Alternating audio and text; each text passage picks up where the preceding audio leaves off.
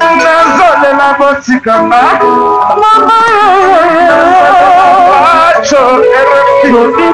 nazolela botika mwana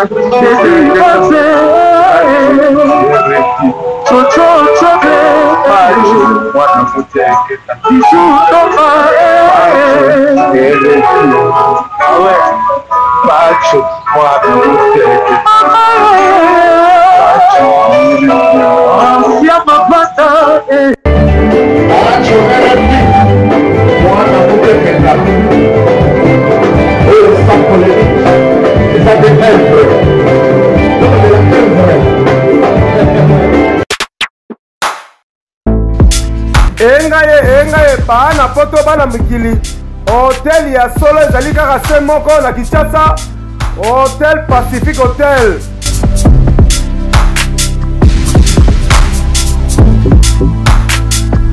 Ezali na balabala ya kitoko Kabamba Wangata, précisément na avenue Luvungi numéro 146 na commune ya Kinshasa.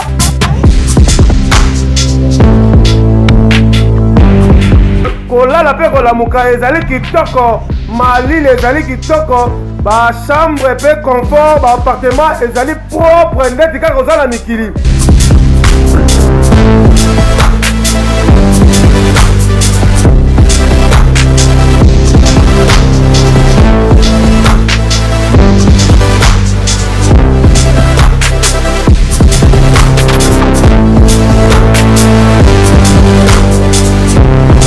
Kuna kolia cuisine africaine de cuisine européenne.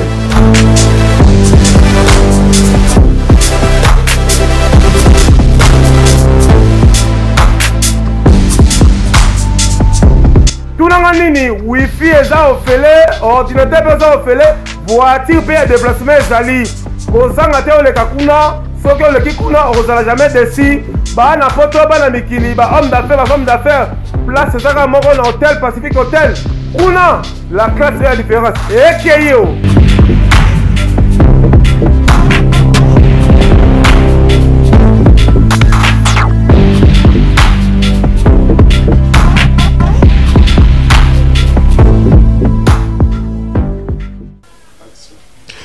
Mbote na bandeko nyonso botali biso bisika itando eke bozali mbote na poto mokili mobimba na Chine, Dubaï, Afrique du Sud, Angola, partout, Chine, partout. Bozola na pe na Kinshasa, émission oyo kitoko émission banka. Merci na bino ndito kutani mokolo lelo grâce à Nzambe to kutani mokolo lelo na pesi Nzambe merci, la pesi merci na sponsor officiel Tarsis Bukasa ya Hotel Pacific Hotel. Merci à Pape Théo, Tedor Mukendi, merci à Joe Kale, Papi Kalengula. Merci à Maman Sheda Ntambwe, première dame de l'Autriche, Ngambe de l'Autriche, na pesi bambo tizama nabino. Merci na caméra, tout na CD, merci na réalisation Mike. Azo c'est biso poto tout ça la émission o mokolo lelo. Mais pour la repère Sabino, message moko très important, peu message moko ya paix, ya félicitations. Il y a grand-père Nangaï, comme Stéphane Kabamba, ou Azali, premier secrétaire par sec.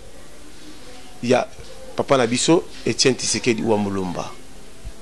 Bato Mobuta Kanga, comment bango ba la mikongo bango ba kombo ya impère, bato ba banda IDPS, bato ba bundana Tshisekedi, koko nanga tambo na Tshisekedi partout. Etienne Tshisekedi ou Amulumba. Batamboli na partout. Na bakaso nyonso ezala kanchat, ezala silip, ezala sarme, ezala ba kanga Tshisekedi ba kanga na koko nanga. Et la tenue na kabien ka monga pasana koko nanga. Ça veut dire que ba passer moment moko malamu na Etienne Tshisekedi ou Amulumba.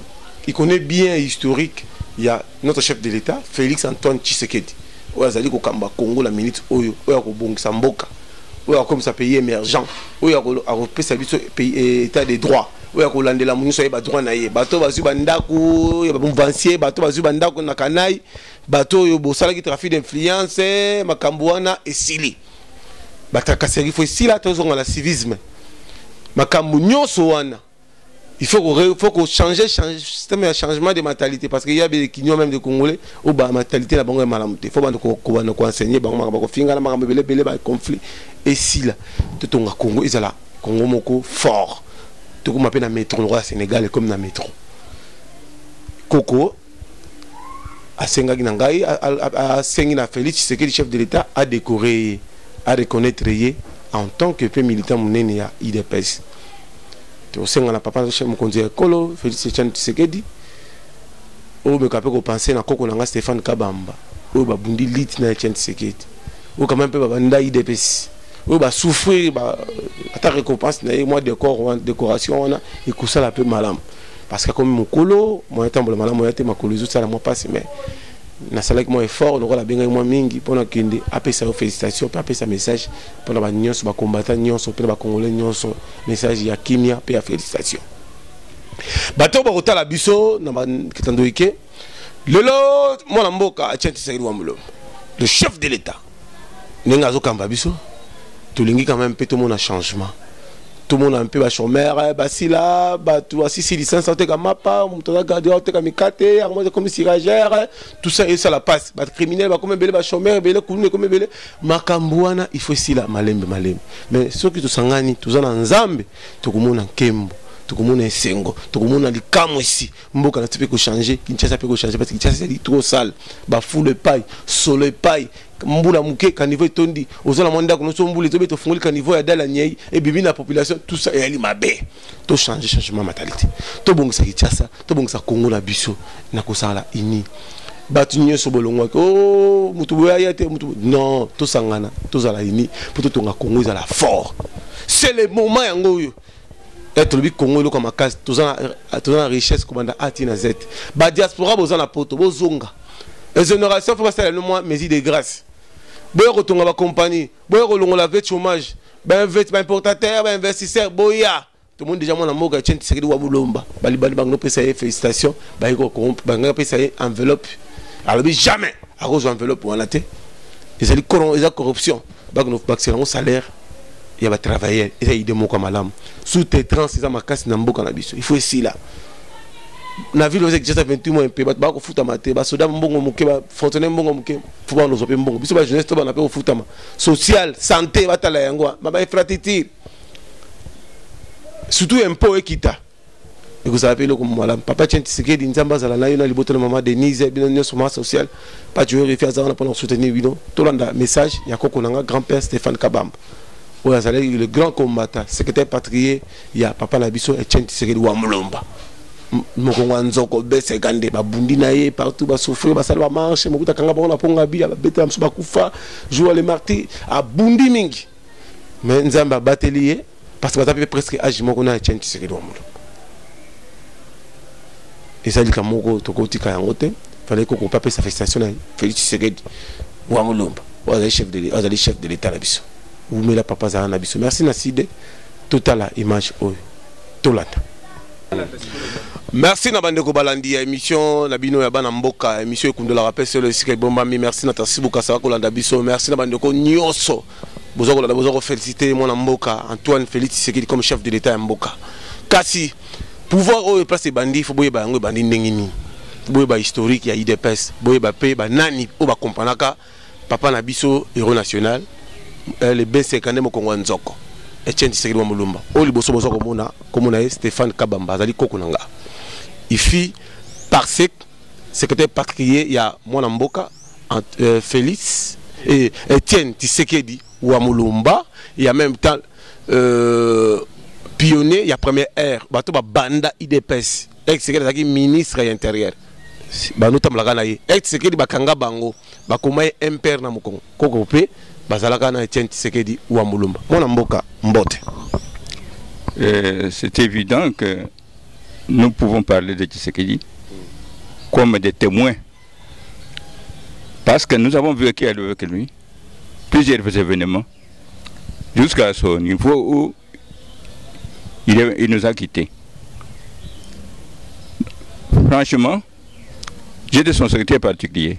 D'abord, nous étions dans le Panaco, le Parti national congolais. Là-bas, j'étais secrétaire de séance. Il a vu ma façon de travailler et mon comportement. Il m'a pris comme son secrétaire particulier.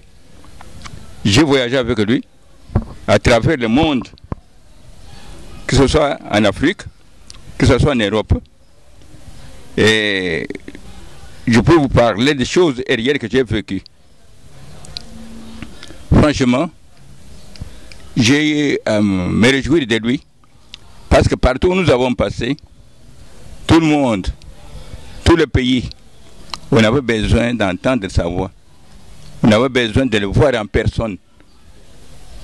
Par exemple, nous avons été en Allemagne fédérale, nous avons été en France, nous avons été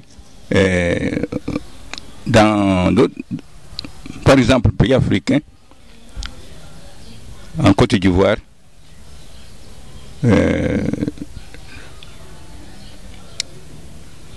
partout. Alors, grand-père Stéphane Kabamba, vous êtes quand même un peu le grand personne au niveau de Mboka Oyo. Siko, Tshisekedi wa Mulumba, Erazuyo, au sein du bureau naé, le ministère intérieur, ils ont la banini. Comme j'étais malade, hein, j'ai perdu des vues. Plusieurs personnes qui étaient avec nous. Mais de toute façon, je sais que ce qui était dans le Panaco, Parti national congolais, là-bas,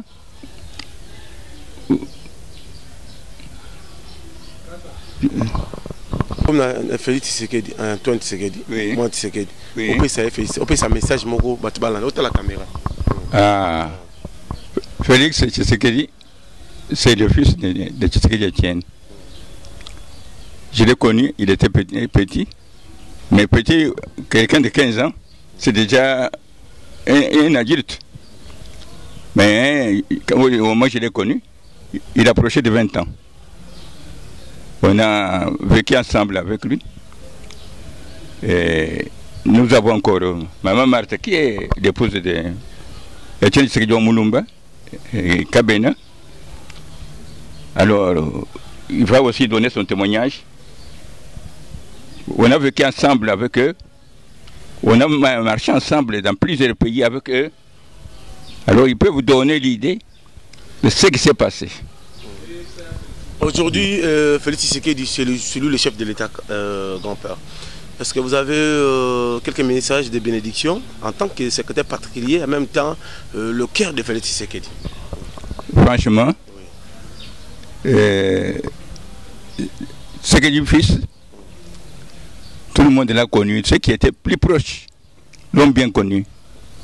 Ce n'est pas au hasard qu'il ait choisi pour pouvoir prendre la charge du pays.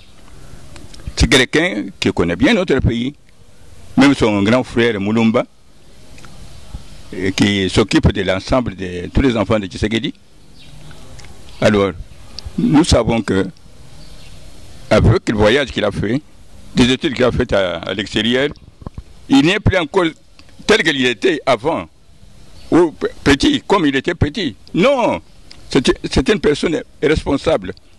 Il a évolué et il est capable de nous amener à de bons ports. Nous souhaitons ardemment qu'il puisse prendre en main la charge de notre pays pour pouvoir défendre non seulement le pays, mais la jeunesse montante. On voit que parmi les Congolais, il y a des gens qui ont fait de grandes études. Il y a des gens qui sont dignes de pouvoir conduire ce pays à bon port. Nous avons besoin de quelqu'un qui est digne de pouvoir donner la valeur à notre pays. Donc, quand on a cité que c'est Félix Tshisekedi qui va prendre la charge, moi j'étais très réjoui, parce que je le connais personnellement. Non pas parce qu'il était jeune, mais parce que l'évolution dans sa marche, ça nous a tous réjouis. Nous souhaitons ardemment qu'il puisse en prendre compte qu'il occupe un grand pays africain. Nous devons nous montrer dignes de notre formation, de notre comportement. C'est en ce moment-là, parce que si Tshisekedi est parti, l'autre Tshisekedi revient à la charge. Donc nous souhaitons ardemment qu'il puisse prendre ses responsabilités, donner gloire à notre pays partout où il va passer. Merci. Merci beaucoup, grand-père. Oui. Merci. bandeko nyonso bolandi image wana koko na biso azali quand même peu un grand monsieur dans ce pays. Papa Kamba Omer m'appelle Mbote, Roger Lumba la 3e nationaliste Bambote Belé, Bambote Belé na Chantal Ngalola na Freddy Kalombo, Bambote Belé la bandeko nyonso bakota la biso MFK mais Joe Kale Kalengula, Papi Kalengula Kadisho, bakolanda biso partout ba Eva Chimanga, binoto Bambote Belé na Taxi Buka Hotel Pacific Hotel, Bambote Belé na Pape Mukenteno Mukendi. Bambote Belé la bandeko nyonso bakota la biso na monde entier. Émission na bino yango banka télévision tout kundula solo peut être pour tout ça la découverte lentement et sérieusement pour tout côté chemin de la gloire. Merci à bandeko to batala ki émission na banka. Bo s'abonner bo panza pe sango ya site na ma page partout. Merci na bino nzamba za na biso tout soutenir chef de l'état na biso Chilombo Antoine Tshisekedi. Wazali mokongo nzoko. Élu de Dieu, mon Nzambe, on va reconnaître Mobutu Maréchal, à reconnaître Mouzé Laurent Désiré Kabila, Lumumba, Simon Gimbangu, beaucoup de gens. Puis Mobutu, il ne fait pas ça, il ne fait pas ça, donc on a appelé la mission, tout ça. Merci la bande de connaissances, on va la rappeler, Boké, tu premier, Félix Ségué dans de Gonayo, Odombo, Félix Ségué dans de Ngbanda, Félix dans de Gonabino, tout l'ingi polémique, tout l'ingi guerre. Babel Mansombo, polémique, tout ton amboka, tout à la force, marche, sili, musique, napote zongi, bateau autant pour la libération. À très bientôt, bon s'abonner.